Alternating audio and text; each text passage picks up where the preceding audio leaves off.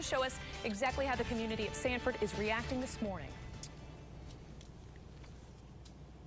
Yeah, good morning, guys. This is sort of the calm after the storm, if you will. If you look behind me, the protesters, they have cleared out for the most part. Would expect the media that's been camped out here for the last month and a half, they'll start clearing out perhaps today or tomorrow, because this part of the story is now over. But I can tell you the emotion, the division, the strong feelings on this case, that is not over. I want to show you shortly after the verdict came down, this was the scene. Protesters on both sides chanting and keeping strong with their demonstrations. Trayvon Martin supporters mostly outnumbered George Zimmerman supporters in terms of protesters. There was a feeling of disappointment, a defeated feeling, but there was no violence. Nothing got out of hand, at least here at the courthouse. As this was playing outside, another scene was playing out inside the courthouse.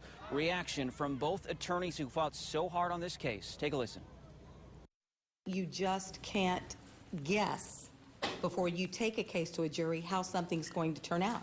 So you work very hard, you put your witnesses on the stand, you argue your case to the jury, and then you focus on the law and the arguments, and then you leave it in the hands of the jury. What we promised to do was to get this case in front of a jury and give George Zimmerman and Trayvon Martin each a day in court.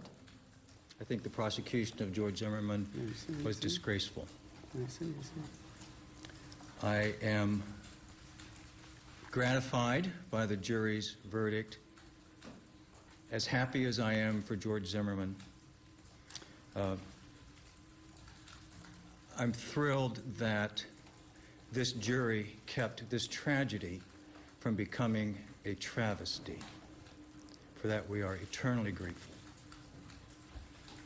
But it makes me sad, too, that it took this long, under these circumstances, to finally get justice.